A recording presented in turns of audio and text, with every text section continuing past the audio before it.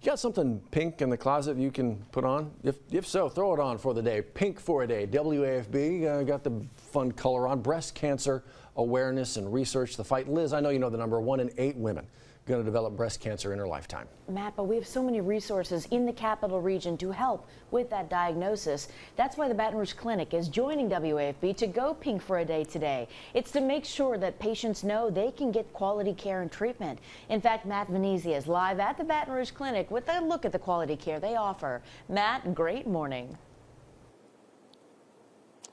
It is a great morning. Great care here at the Baton Rouge Clinic, and a day where we all get to wear pink. There's all kinds of accessories and things to get here when folks come in here today to hopefully be getting their mammograms, having those appointments done. Dr. Emily Bienvenue joining us here to have this conversation. We saw you last year. Great to see you again. Great to see you. We're going to talk mammograms here, okay? I know there's an age requirement, kind of when that kind of kicks in and when you should be getting them yearly. When is that, and how important is it for women to be getting those mammograms to stay on the front lines of breast cancer?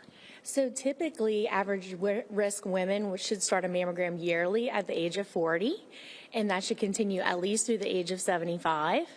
And it's important to participate in yearly screening because doing so can help diagnose breast cancer at an earlier and more treatable stage. And then once you get into that routine, if you will, right, of getting those yearly mammograms, are there things you can do, maybe the self-breast examination? What are you kind of looking for when you're doing that, and how critical is it to really be aware every day of what might be going on there?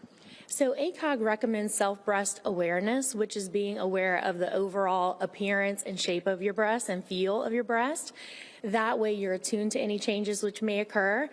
Any changes that would be worrisome would be a new lump, changes in the way your breast looks, like redness or warmth, nipple discharge, and any of those things should be immediately reported to your healthcare provider for a more detailed investigation. Most certainly. Well, it's a very important conversation to have, and I'm glad that we're giving some pieces of this to folks watching at home, just to keep in mind, right, have this in the back of your head, and then when you hit the age 40, right, begin to have those yearly mammograms.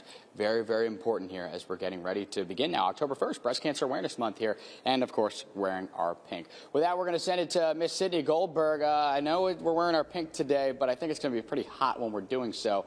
We'll send it to Sid now.